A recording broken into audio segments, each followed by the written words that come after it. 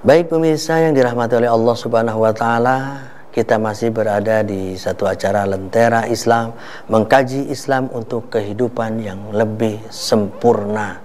Tentunya masih di dalam satu tema, jaminan keselamatan dari Allah Subhanahu wa taala.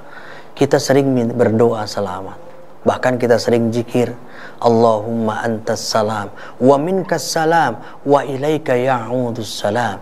Fahayyina rabbana bisalam wa adkhilnal jannata darus salam. Mungkin sinkronisasi hadis Nabi itu dengan ini.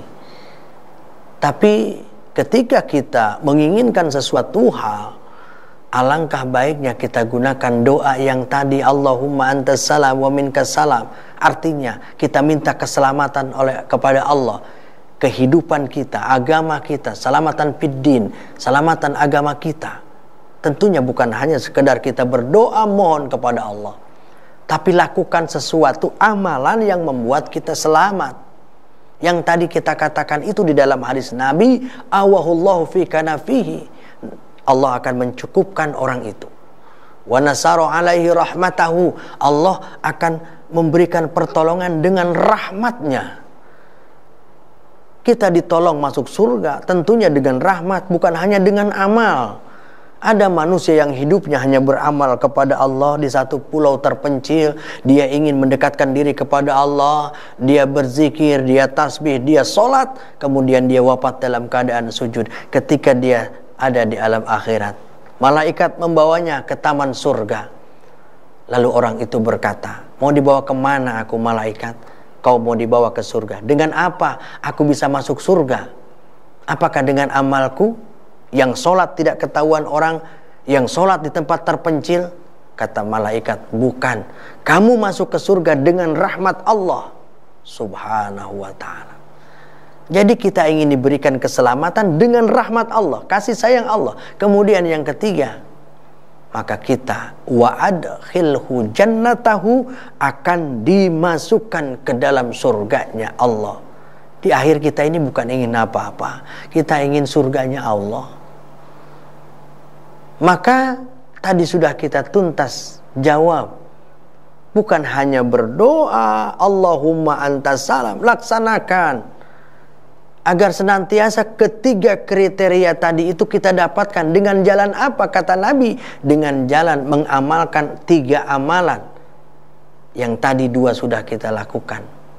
Man idza utiya syakara, bersyukur terhadap pemberian nikmat dari siapapun sebesar apapun. Yang kedua, wa idza qadara ghafara, apa dia menguasai sesuatu, memutuskan sesuatu dan memang dia keadaannya benar, maka dia membebaskannya. Udahlah, terserah, bebas aja, urusan Allah. Semoga Allah yang nanti akan membalas buat saya. Subhanallah. Lalu yang ketiga adalah wa idza ghadiba fatara, ghadab, apabila dia dalam keadaan emosional, dia marah. Dia marah, dan manusia ini pasti memiliki sifat marah. Pasti itu. Cuman marah yang dikuasai oleh iblis. Terkadang amarah ini dikuasai oleh iblis. Namanya nafsu ammarah. Innan nafsa la ammaratum bisu. Nafsu amarah ini adalah senantiasa ujung-ujungnya dia melakukan kesalahan dan kejelekan. Kita menguasai orang lain, orang itu bersalah kepada kita. Kemudian kita marah, emosi. Dan marahnya diri kita ini adalah memang benar. Ketika kau marah, kau nggak salah. Kenapa? Karena kau dijolimi oleh si Anu, jelas faktanya. Baik, saya akan marahi dia. Kita berkuasa, udiba, untuk marah. Dan marahnya kita pun juga pantas. Pantas saya marah. Punya saya diambil. Dia memfitnah saya. Pantas kita marah. Wa idza ghadiba. Tapi ketika kita ingin mendapatkan 3 jaminan keselamatan dari Allah, wa idza ghadiba fataro. Sebelum dia marah, dia wudu dulu, wudu. Sebab kata Nabi, marah itu datangnya dari iblis. Iblis itu api, dan api kalahnya sama air. Maka berwudulah ketika kita marah. Terus kita nggak jadi marah tuh dan membiarkan, Pak, kok nggak dimarahin Pak segitunya? Udah nggak apa-apa, biarin, biar Allah yang menghukumnya. Sungguh perbuatan yang bijaksana. Bisakah kita melakukan itu? Pekerjaan itu sepertinya mudah. Ketika kita berkuasa untuk memarahi orang lain dan pantas kita marahin orang itu, maka kita tidak jadi memarahinya, kita membiarkannya. Sudahlah, nggak apa-apa. Wal 'afina 'anil nas, memaafkan seperti yang dilakukan oleh Rasulullah kepada musuh-musuhnya. Dihunus pedang Rasulullah. Maka Rasulullah menguasai orang itu. Kemudian Nabi mengatakan, pergilah sana. Begitu Rasulullah Shallallahu Alaihi Wasallam, contoh tauladan yang baik. Pemirsa yang dirahmati dan dimuliakan oleh Allah, kita berada di akhir kesimpulan bahwa kita ingin diselamatkan oleh Allah Subhanahu wa Ta'ala, selamat di dunia, selamat di akhirat, dan kita selalu membaca doa selamat, Allahumma inna nas'aluka salamatan fid din wa afiatan fil jasad, dan seterusnya, serta kita sering berzikir Allahumma antas salam wa minkas salam wa ilaika ya'udu salam fahayyina rabbana bisalam. Artinya kita ingin selamat.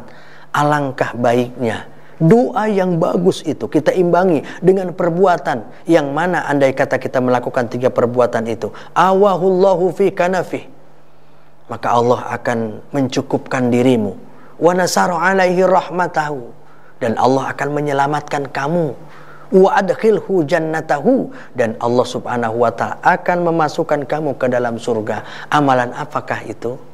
Di antaranya, man idza utiya syakara, apabila ia diberikan nikmat dia syukurin itu nikmat. Yang kedua, wa idza qadara ghafara, apabila dia menguasai orang itu di dalam satu hukum dia melepaskannya. Yang ketiga, apabila dia wa idza ghadiba, menguasai amarah, kemudian amarahnya diredam, tidak jadi untuk memarah-marahinya.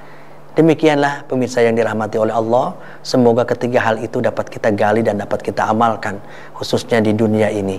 Mudah-mudahan apa yang baik datangnya dari Allah, semua yang khilaf datangnya dari kesalahan dan kehilapan saya pribadi, Ustadz Jaka Suara. Mohon undur diri bersama kru kerabat yang bekerja. Sampai jumpa di lain kesempatan. Billahi taufik wal hidayah wal afa minkum. Assalamualaikum warahmatullahi wabarakatuh.